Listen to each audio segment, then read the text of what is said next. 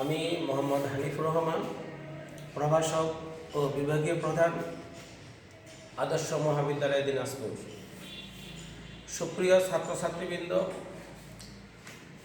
আপনারা আশা করি স্বাস্থ্যবিধি মেনে ঘরেই আছেন এবং প্রত্যেকে সুস্থ আছেন, ভালো আছেন। আমরা আজকের ক্লাস শুরু করব উচ্চ মাধ্যমিক হিসাব বিজ্ঞান একাদশ শ্রেণীর প্রথম অধ্যায় হিসাবের বইসমূহ এর তৃতীয় ভাগ জাবেদা নিয়ে একটু আলোচনা করব। জাবেদার বিভিন্ন নাম নিয়ে আলোচনা করব এবং সর্বশেষে একটি জাবেদার উদাহরণ নিয়ে ক্লাসটি শেষ করব। আমরা একটু জাবেদা সম্পর্কে জেনে নিই।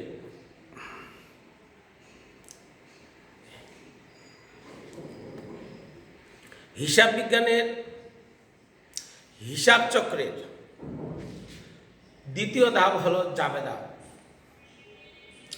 কোনো প্রতিষ্ঠানের বা কোনো ব্যক্তির আর্থিক লেনদেনগুলি সংগঠিত হওয়ার সাথে সাথে লেনদেন চিহ্নিত করার পর দ্বৈত সত্তা বিশ্লেষণপূর্বক ডেবিট ক্রেডিট নির্ণয় করে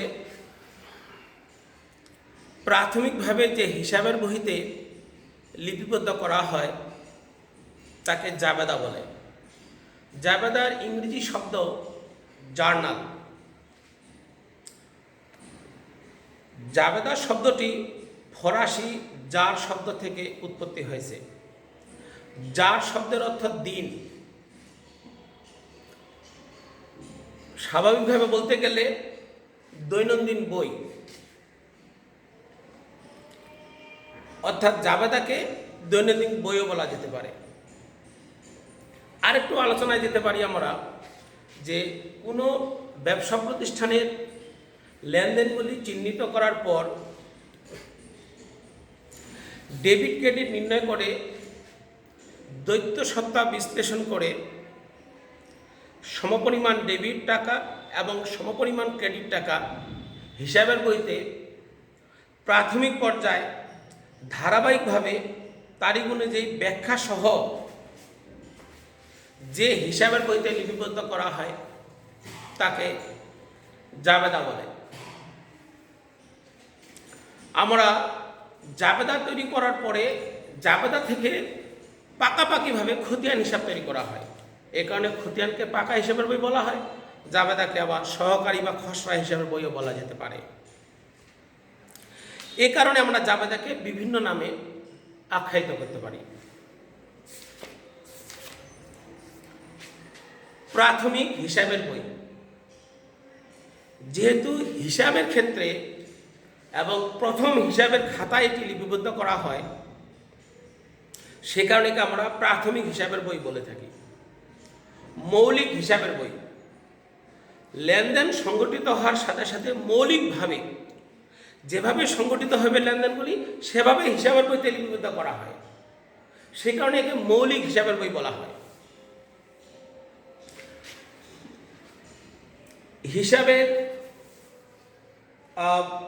প্রথম হিসাবের বই বা প্রাথমিক হিসাবের বই, পর্যায়ক্রমিক হিসাবের বই, ধারাবাহিক হিসাবের বই এবং মাঠ পর্যায় হিসাবের বই, সহকারী হিসাবের বই, দৈনন্দিন হিসাবের বই, এর বিভিন্ন গুণের কারণে বিভিন্নভাবে একে আখ্যায়িত করা হয়েছে। মাঠ পর্যায় হিসাবের বই, যেখানে লেনদেন সংগঠিত হবে সেখানে হিসাবের বইতে লিপিবদ্ধ করা হবে, সেই গুণের কারণে এর নাম হয়েছে মাঠ পর্যায় হিসাবের বই। পর্যায়ক্রমের হিসাবের বই, যেহেতু তারিখ অনুযায়ী পর্যায়ক্রমে একে লিপিবদ্ধ করা হয় সে কারণে পর্যায়ক্রমিক হিসাবের বই। সহকারী হিসাবের বই, জাবেদা থেকে খতিয়ান তৈরি করা হয় এবং খতিয়ানের মাধ্যমে অন্যান্য হিসাবগুলি লিপিবদ্ধ করা হয়, সেহেতু খতিয়ানের সহকারী হিসাবের বই জাবেদা। দৈনন্দিন হিসাবের বই, প্রত্যেকটি লেনদেন প্রতিদিনেই লেনদেন সংগঠিত হওয়ার সাথে সাথে জাবেদা লিপিবদ্ধ করে, লেনদেন সংগঠিত হওয়ার সাথে সাথে জাবেদা লিপিবদ্ধ করা হয় এবং তারিখ অনুযায়ী, সে কারণে দৈনন্দিন হিসাবের বই বলা হয়েছে। এই হলো আমাদের জাবেদা সম্পর্কে ধারণা বা পরিচিতি আমরা দিলাম। আমরা পরবর্তী পর্যায়ে জাবেদার একটি উদাহরণ নিয়ে আলোচনা করব। আমরা এখন প্রজেক্টরের মাধ্যমে আমরা বোর্ডের দিকে একটু লক্ষ্য করি।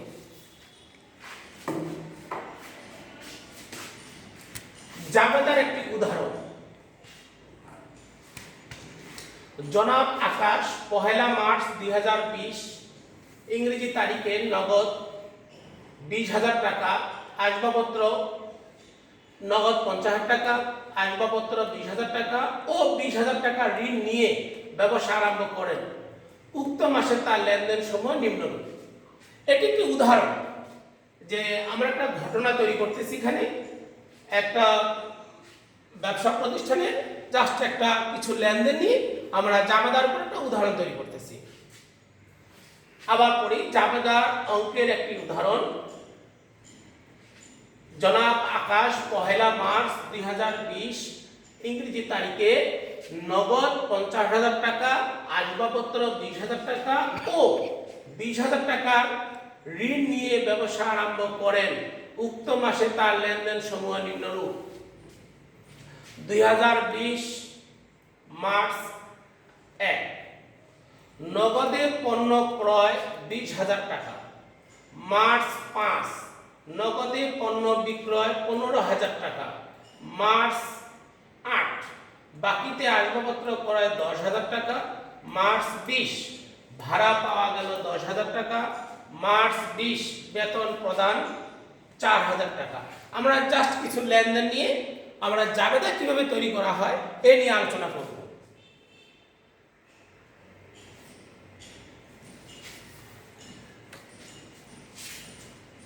উপযুক্ত তথ্যের সাহায্যে ব্যবসায়ের 1 মার্চ 2020 সালে প্রারম্ভিক মূলধনের পরিমাণ নির্ণয় করো। লেনদেন সমূহের জাবেদা দেখাও। ব্যাখ্যার প্রয়োজন নেই। আসবাবপত্র হিসাব ও নগদান হিসাব প্রস্তুত করো। আমাদের কমার্সের ক্ষেত্রে হিসাব বিজ্ঞানের প্রশ্নগুলি পরীক্ষায় আসবে ক, খ, গ। কতে থাকবে শুধুমাত্র 2 নাম্বার, খ একটু বড় থাকবে, এখানে থাকবে 4 নাম্বার এবং গতে থাকবে 4 নাম্বার। অর্থাৎ একটা পরীক্ষার প্রশ্নের মতো এটি আমরা তৈরি করেছি। তাহলে প্রথম পর্যায়ে আমার চেয়েছে এখানে উপযুক্ত তথ্যের সাহায্যে, মানে উপরে যে আমরা অঙ্কটি পড়লাম, উদাহরণ যে অঙ্কটি পড়লাম, সেই অঙ্কে আমাদের ব্যবসার প্রারম্ভিক মূলধন, জনাব আকাশের কত টাকা প্রারম্ভিক মূলধন। প্রারম্ভিক কথার অর্থ হলো বছরের শুরুতে, সে ব্যবসা করার শুরুতে কত টাকা নিয়ে তার ব্যবসাটা আরম্ভ করলেন, এটাকে প্রারম্ভিক মূলধন পরিমাণ নির্ণয় করতে হচ্ছে। তাহলে আমরা দেখি জনাব আকাশের প্রারম্ভিক মূলধন আলোচ্য উদাহরণ থেকে বা আলোচ্য অঙ্কটি থেকে কত টাকা তার প্রারম্ভিক মূলধন নির্ণয় করা যেতে পারে।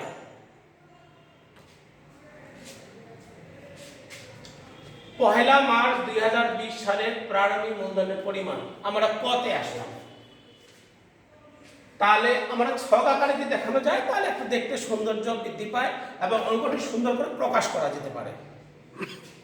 তারিখ 2020 মার্চ 1। বিবরণ, তাহলে বিবরণে আমরা এসে দেখি যে জনাব আকাশ ব্যবসার শুরুতে কি কি নিয়ে ব্যবসা আরম্ভ করেছিলেন। উনি 50,000 টাকা নগদ, 20,000 টাকার আসবাবপত্র এবং 20,000 টাকার ঋণ, সে কারো কাছ থেকে টাকা ধার নিয়ে ব্যবসা আরম্ভ করছেন 20,000। তাহলে তার ব্যবসাতে নগদ আসতেছে আমাদের নগদ 50,000 টাকা এবং অন্যের কাছ থেকে ধার নিয়ে আসছে 20,000 টাকা। তাহলে ব্যবসা আরম্ভ করার শুরুতে তার কাছে ছিল 70,000 টাকা। 20,000 টাকা সে ধার নিয়ে আসছে, সেটাও নগদ, এবং 50,000 টাকা সে বাড়ি থেকে আনছে, সেটাও নগদ। তাহলে নগদ হলো 70,000 টাকা। এবং আসবাবপত্র ব্যবসা করার জন্য শুরুতেই সে আসবাবপত্র নিয়ে আসছেন 20,000 টাকা। তাহলে সে 90,000 টাকা দিয়ে ব্যবসা শুরু করেছেন। এই 90,000 টাকার মধ্যে অন্যের কাছে ঋণ নেওয়া ছিল 20,000, যেটা অন্যের কাছে ধার নেওয়া হবে, ঋণ নেওয়া হবে, ব্যাংক থেকে ঋণ নেওয়া হবে, সেটি মূলধন নয়, কারণ এটি একটা নির্ধারিত সময়ের পরে সুদ সহ বা সুদ ছাড়া পরিশোধ করতে হবে। তাহলে এটাকে আমরা দায় হিসাব করতে পারবো, ব্যক্তিগত হিসাবের ক্ষেত্রে এটা দায়। তাহলে 90,000 টাকা মোট সে আরম্ভ করলেন ব্যবসা। এর মধ্যে অন্যের কাছ থেকে ধার ছিল 20,000 টাকা। তাহলে 90 থেকে 20,000 টাকা বাদ দিলে তার প্রারম্ভিক মূলধন থাকলো 70,000 টাকা, যেটা মালিকের নিজের টাকা, নিজের সম্পদ। সেই 70,000 টাকা মালিক নিয়ে ব্যবসা আরম্ভ করলেন। আবার আমরা ব্যাক চলে যাই, যে এখানে বলা হয়েছে 1 মার্চে জনাব আকাশ নগদ 50,000 টাকা, 20,000 টাকার আসবাবপত্র, 20,000 টাকার ঋণ নিয়ে সে ব্যবসা আরম্ভ করলেন। তাহলে এর মধ্যে বোঝা যাচ্ছে যে নগদ 50,000 টাকা, ঋণ 20,000 টাকা, মোট নগদ 70,000 টাকা। আসবাবপত্র নগদের মতোই, আসবাবপত্র আনছেন 20,000 টাকা। তাহলে মোট ব্যবসা শুরু করছেন 90,000 টাকা দিয়ে। এর মধ্যে অন্যের কাছে ধার ছিল, ঋণ ছিল 20,000 টাকা। তাহলে মালিকের নিজের 70,000 টাকা। এই ক্ষেত্রে আমরা প্রারম্ভিক মূলধন 70,000 টাকা, অর্থাৎ আমরা যে বছরে ব্যবসা শুরু করেছি সেই বছরের শুরুতেই আমাদের 70,000 টাকা মালিকের নিজস্ব মূলধন ছিল। এটাকে প্রারম্ভিক মূলধন বলা হয়, যেহেতু ব্যবসার শুরুতেই। নেক্সট, তাহলে আমরা কতে শিখলাম? 1 মার্চ 2020 সালে মালিকের প্রারম্ভিক মূলধন ছিল 70,000 টাকা। আমরা পরবর্তী খতে যাই। খতে কি চেয়েছে? খতে আমাদের জাবাদা চেয়েছিল, যে জনাব আকাশের জাবাদা বই দেখাতে বলেছে। লেনদেনগুলির মধ্যে জনাব আকাশের জাবাদা বই। যেহেতু প্রশ্নটি আমাদের শুরুতেই ছিল, আমরা আবার দরকার প্রয়োজন মধ্যে দেখে যাব যে জাবাদার কলাম হলো মোট 5টি। আমরা যে জাবাদা করব, জাবাদার কলাম হলো মোট 5টি। তারিখ, বিবরণ, খতিয়ান, পৃষ্ঠা। যেহেতু আমাদের ছোট কলামে এখানে খ পদে প্রকাশ করেছি, কিন্তু খতিয়ান, পৃষ্ঠা, ডেবিট টাকা, ক্রেডিট টাকা। তাহলে জাবাদার কলাম 5টি, তারিখ, বিবরণ, খতিয়ান, পৃষ্ঠা, ডেবিট টাকা, ক্রেডিট টাকা। এর আমাদের জাবাদার সহ। আচ্ছা, তারিখে চলে আসি। তারিখগুলি যেহেতু আমাদের সংজ্ঞায় বলা হয়েছে ধারাবাহিকভাবে ব্যাখ্যা সহ, কিন্তু প্রশ্নে আছে ব্যাখ্যার প্রয়োজন নেই, সে কারণে এখানে ব্যাখ্যা দেখানো হয়নি। তারিখ 2020 1 মার্চ। 2020 সালের 1 মার্চে জনাব আকাশ কি কি নিয়ে ব্যবসা আরম্ভ করলেন? সেগুলি ডেবিট, আর মূলধন হবে ক্রেডিট। তাহলে জনাব আকাশ নগদ 70,000 টাকা। নগদ সম্পর্কে বলেছিলাম, সে নিজে নিয়ে আসছে 50,000 এবং ঋণ নিয়ে আসছে 20,000। তাহলে নগদ 70,000, আসবাবপত্র 20,000, মোট 90,000। এর মধ্যে ঋণ, ঋণ হচ্ছে দায়, দায় সবসময় ক্রেডিট। ঋণ 20,000, তাহলে মূলধন হবে 70,000। আমাদের ডেবিট এবং ক্রেডিট উভয় পাশে সমপরিমাণ টাকা হয়েছে। নগদান 70,000, আসবাবপত্র 20,000, 90,000। এর মধ্যে ঋণ ছিল 20,000, দায় ক্রেডিট, এবং মূলধন 70,000। তাহলে আমাদের নগদ, আসবাবপত্র, ঋণ, মূলধন আমাদের প্রথম 1 তারিখের জাবেদা আমরা লিখে ফেললাম।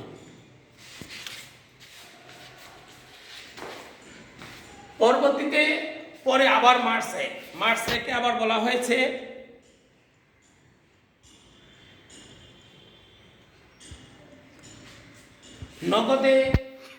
নগদে পণ্য ক্রয়। আমরা নগদে পণ্য ক্রয় সম্পর্কে একটু জেনে নেই। নগদ টাকা দিয়ে পণ্য ক্রয় করা হলো, অর্থাৎ নগদ একটা হিসাব, ব্যবসার ক্রয় একটা হিসাব। এখানে দুইটি সত্তা আছে, নগদান একটা, ক্রয় একটা। কোনটি আমার কাছে আসলো? নগদে পণ্য ক্রয় করা হলে ক্রয়টি আমার কাছে আসলো, ক্রয় আসলো, এটি ব্যয়। আমাদের ডেবিটকে নির্ণয় নীতিতে বলা হয়েছে ব্যয় করলে ডেবিট, আর সম্পত্তিবাচক হিসেবে সম্পদ চলে গেলে ক্রেডিট। তাহলে এখানে আমাদের সম্পদ যাচ্ছে, সম্পদ যায় এবং ক্রয় আসে। সেক্ষেত্রে আমরা লিখতে পারি ক্রয় হিসাব ডেবিট, নগদান হিসাব ক্রেডিট। ক্রয় ডেবিট মানে পণ্য আসতেছে এবং নগদ টাকা চলে যাচ্ছে। দেখি আমরা কি লিখেছি। ক্রয় হিসাব ডেবিট 20,000 টাকা, নগদান হিসাব ক্রেডিট 20,000 টাকা। 1 মার্চ ক্রয় হিসাব ডেবিট 20,000, নগদান হিসাব ক্রেডিট। ক্রয় হচ্ছে ব্যয়, ব্যয় করলে ডেবিট, আর সম্পদ গেলে ক্রেডিট। নেক্সট,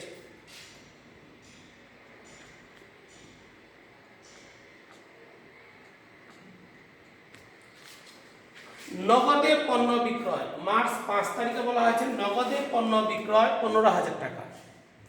এখানে নগদ এবং বিক্রয় দুটি সত্তা, একটা নগদ একটি বিক্রয়। বিক্রয়টা আয়, নগদ হলো সম্পদ। নগদ পণ্য বিক্রয় করলে টাকা আসবে, সম্পদ আসবে। এখানে নগদ ডেবিট, বিক্রয় আয়, আয় হলে ক্রেডিট। আমরা আয়কে ক্রেডিট বলবো, সম্পদ আসার কারণে ডেবিট বলবো। তাহলে স্বাভাবিকভাবে জাবেদায় হবে নগদান হিসাব ডেবিট, বিক্রয় ক্রেডিট। দেখে নিন,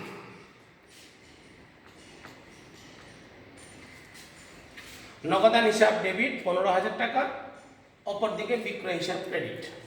মার্চ 5 তারিখে জাবেদা জানা হলো যে সম্পদ আসার কারণে নগদান ডেবিট, সম্পদ চলে যাওয়ার কারণে বিক্রয় হিসাব ক্রেডিট। পরবর্তী,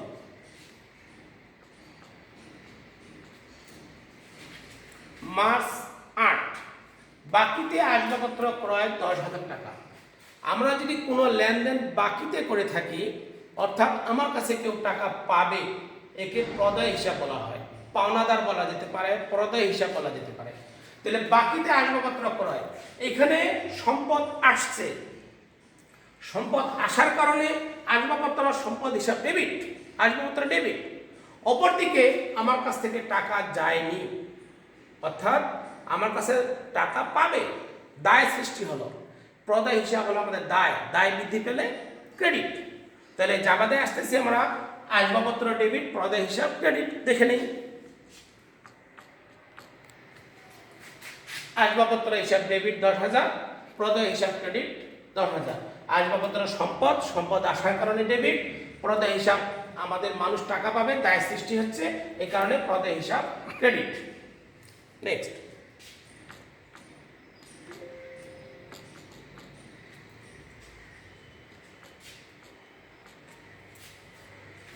মার্চ 20, ভাড়া পাওয়া গেল 10,000 টাকা।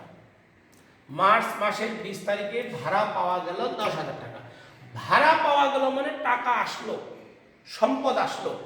তাহলে সম্পদ আসলে ডেবিট, যেহেতু ভাড়া পাওয়া গেল এটি আয়, আয় হলে ক্রেডিট। তাহলে জাবেদা হলো নগদান হিসাব ডেবিট, ভাড়া প্রাপ্তি ক্রেডিট, তাই হওয়া উচিত জাবেদায়। আবার বলি, নগদান হিসাব ডেবিট, ভাড়া প্রাপ্তি ক্রেডিট। দেখে নেই জাবেদার মধ্যে, দেখে নিটি মার্চ 20, নগদান হিসাব ডেবিট, প্রাপ্ত ভাড়া হিসাব ক্রেডিট 10,000 টাকা, 10,000 টাকা। নগদান হিসাব ডেবিট 10,000, প্রাপ্ত ভাড়া হিসাব ক্রেডিট 10,000। মার্চ 30 তারিখে কি লেখা আছে? 30 তারিখ মার্চ 30, বেতন প্রদান 4,000 টাকা। বেতন, বেতন হচ্ছে ব্যয়, সে কারণে ব্যয় বৃদ্ধি পেলে ডেবিট, বা ব্যয় করলে ডেবিট, ব্যয় হলে ডেবিট।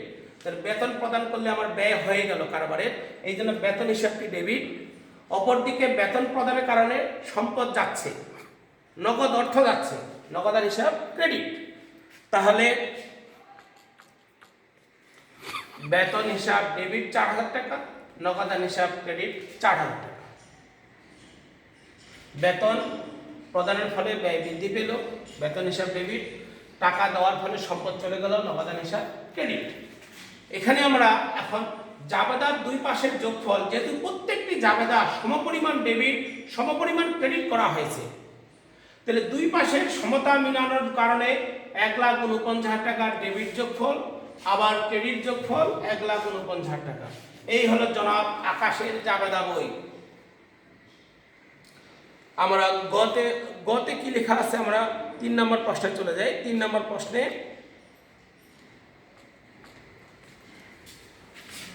আসবাবপত্র হিসাব, আমরা জনাব আকাশের যে জাবেদাটি করলাম, সেই জাবেদার মাধ্যমে আসবাবপত্র হিসাব ও নগদান হিসাব প্রস্তুত করা।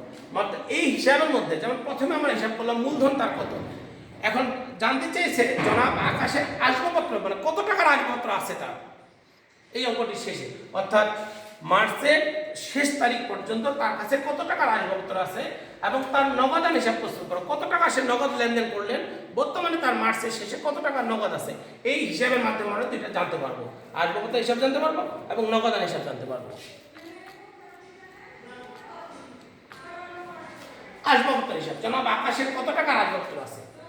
আমরা প্রশ্ন যদি যাই, প্রশ্নকে একটু মনে করি যে জনাব আকাশ ব্যবসা করার শুরুতে মূলধন বাবদ সে 20,000 টাকা আসবাবপত্র এনেছেন।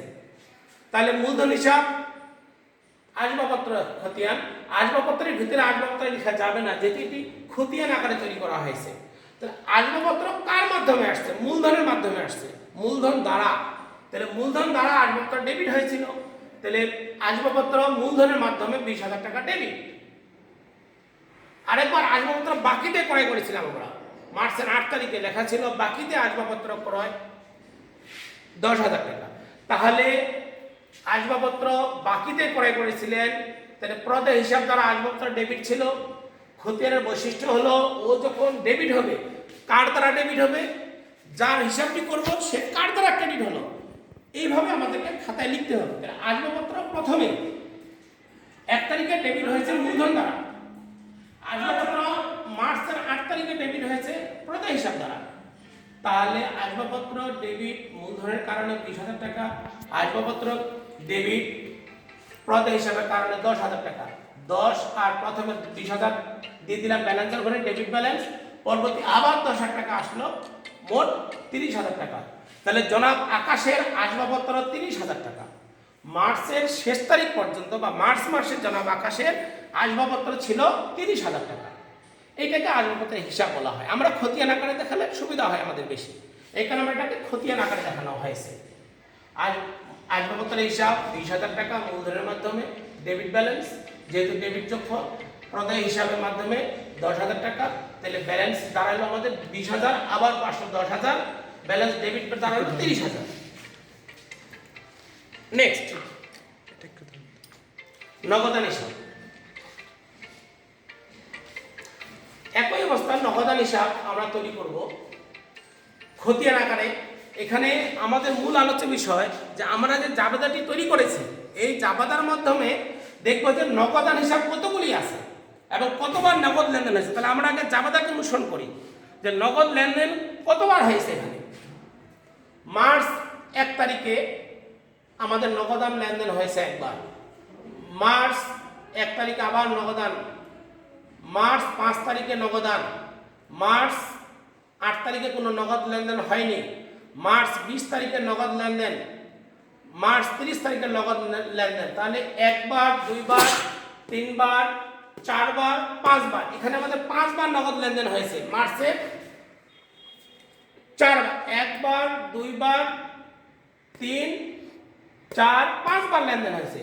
তাহলে প্রথমে মার্চ 20 তারিখে নগদান হিসাব ডেবিট 70,000 টাকা মূলধন দ্বারা আনা হয়েছিল। মার্চ 1 তারিখে নগদান হিসাব ক্রেডিট ক্রয়ের মাধ্যমে নগদ টাকা চলে গেছে আমাদের 20,000 টাকা। মার্চ 5 তারিখে নগদান হিসাব ডেবিট বিক্রয়ের মাধ্যমে আসছে। মার্চ 8 তারিখে যায়নি, মার্চ 20 তারিখে আবার নগদান হিসাব ডেবিট হয়েছে ভাড়া প্রাপ্তির কারণে। মার্চ 30 তারিখে নগদান হিসাব ক্রেডিট হয়েছে বেতন প্রদানের মাধ্যমে। আমরা নগদান হিসেবে যাই, দেখি কি করা হয়েছে এখানে। তাহলে 1, 2, 3, 4, 5 বার আমাদের মার্চ মাসে 5 বার লেনদেন হয়েছে, 5টি নগদান হিসাব আছে এখানে আমাদের। মার্চের 2020 মার্চের 1 তারিখে মূলধন হিসাব 70,000 টাকা, নগদান হিসাব 70,000 টাকা মূলধনের মাধ্যমে আনা হয়েছে। অর্থাৎ ব্যবসা শুরু করার জন্য 70,000 টাকা আনা হয়েছিল। এই কারণে মূলধনের মাধ্যমে, যাদের মূলধন ক্রেডিট আছে মূলধনের মাধ্যমে, তাহলে নগদান হিসাব ডেবিট 70,000 টাকা মূলধন দ্বারা। ব্যালেন্সের ঘরে চলে গেল 70,000, ডেবিট ব্যালেন্স ডেবিট দিকে বসিয়ে দিলাম। নেক্সট মার্চের 1 তারিখে মাল ক্রয় করা হয়েছিল নগদে, তাহলে টাকা চলে যাচ্ছে ক্রয়ের কারণে। তাহলে মার্চ 1 ক্রয় দ্বারা টাকা যাচ্ছে, তাহলে ক্রেডিট, এখানে ক্রেডিট যেহেতু টাকা যাচ্ছে, আসলে ডেবিট, চলে গেলে ক্রেডিট, যাচ্ছে 20,000 টাকা। তাহলে 70 থেকে 20,000 চলে গেল, আমার জমা থাকলো 50,000 টাকা। মার্চ 5 তারিখ বিক্রয়ের কারণে টাকা আসতেছে, নগদান ডেবিট বিক্রয়ের দ্বারা, তাহলে নগদান হিসাবে ডেবিট দিকে 15,000 বিক্রয়ের মাধ্যমে, তাহলে 50,000-এর সঙ্গে 15,000 আবার আসলো 65,000। প্রাপ্ত ভাড়া মার্চের 20 তারিখে বলা হয়েছে ভাড়া পাওয়া গেল, টাকা আসলো, তাহলে নগদান হিসাব ডেবিট প্রাপ্ত ভাড়ার কারণে, তাহলে আবার 65 সঙ্গে আবার 10,000 আসলো পরবর্তী তারিখে, মানে মার্চের 20 তারিখ পর্যন্ত আমার কাছে টাকা থাকলো 75,000। মার্চ 30 তারিখ বেতন প্রদান, টাকা চলে গেল, নগদান হিসাব ক্রেডিট ছিল 4,000 টাকা বেতন দ্বারা, বেতনের কারণে টাকা চলে যাচ্ছে, তাহলে বেতন আমরা ক্রেডিট দিকে দিলাম 4,000, অর্থাৎ নগদান হিসাব 4,000 বেতন দ্বারা, 75 থেকে 4,000 চলে গেল, থাকলো 71,000 টাকা। আমরা যদি এখন জানতে চাই যে মার্চ মাসের শেষে আমার কত টাকা নগদ আছে, আমরা সরাসরি বলতে পারবো 71,000 টাকা। এটি খুব সুন্দর একটা সুবিধা, একে চলমান জেল বলা হয়। এই খতিয়ানের হিসেবে চলমান জেল, আমরা যে কোনো তারিখে আমার ব্যালেন্স বের করতে পারবো। মার্চের 5 তারিখে আমার নগদ আছে 65,000 টাকা, মার্চের 1 তারিখে নগদ আছে 50,000 টাকা, মার্চের 20 তারিখে নগদ আছে 75,000 টাকা, মার্চের 30 তারিখে নগদ আছে 71,000 টাকা। চলমান জেলের একটি সুবিধা যে কোনো তারিখে আমার কাছে কত টাকা হাতে নগদ আছে আমরা এই খতিয়ানের মাধ্যমে বের করতে পারবো। আর মার্চ মাসের শেষে আমার নগদ আছে 71,000 টাকা। তাহলে এই হলো আমাদের আজকের আলোচনা, যে আমরা আজকে জাবেদার ধারণা জানতে পারলাম, অর্থাৎ জার্নাল, জাবেদার ইংলিশ শব্দ জার্নাল, জার্নালের ধারণা জানতে পারলাম, প্রারম্ভিক মূলধন সম্পর্কে জানতে পারলাম, এবং জাবেদা ডেবিট ক্রেডিট নির্ণয় করে কীভাবে হিসাবের বইতে লিপিবদ্ধ করা হয় সেটা সম্পর্কে জানতে পারলাম। সঙ্গে জাবেদা থেকে 2টি হিসাব তৈরি করা হয়েছিল, একটি আসবাবপত্র হিসাব, একটি নগদান হিসাব। মোট আকাশের আসবাবপত্র হিসাব জানতে পারলাম, মোট আকাশের নগদান হিসাব সম্পর্কে জানতে পারলাম। এই হলো আজকে আমাদের আলোচনা জাবেদা নিয়ে। আমরা যত চেষ্টা করেছি যে তোমাদেরকে জাবেদা সম্পর্কে বোঝানোর জন্য, আমি আশা করব যে পূর্ণাঙ্গভাবে বুঝতে না পারলেও জাবেদা নিয়ে তোমাদের কিছুটা ধারণা হয়েছে, জাবেদা বিষয় সম্পর্কে তোমাদের কিছুটা জানা হয়েছে। তোমরা বাকিতে বইতে অনেক উদাহরণ দেওয়া আছে, তোমরা এই নিয়মে একটি উদাহরণগুলি খেয়াল করবে, দেখবে। হ্যাঁ, তার আগে একটা আলোচনা আছে যে তোমরা ডেবিট ক্রেডিট সম্পর্কে জানবে, হিসাব সম্পর্কে জানবে, যে ব্যক্তিবাচক হিসাব, সম্পত্তিবাচক হিসাব, নামিক হিসাব এ সম্পর্কে ধারণা থাকবে, এবং ডেবিট ক্রেডিট সম্পর্কে ধারণা থাকে, তাহলে আমার জাবেদা করা খুব সহজ হবে, আমরা সহজেই জাবেদা করতে পারবো। আজকে এখানে আলোচনা শেষ করছি। তোমরা স্বাস্থ্যবিধি মেনে এই করোনাকালীন সময় বাড়িতে থাকবে, ভালো থাকবে। খুব জরুরি প্রয়োজনে যদি বাড়ি থেকে বের হতে হয় তাহলে তোমরা অবশ্যই মাস্ক ব্যবহার করবে। মাস্ক ছাড়া বাইরে বের হওয়া সরকারিভাবে নিষিদ্ধ, আইনগতভাবে নিষেধ।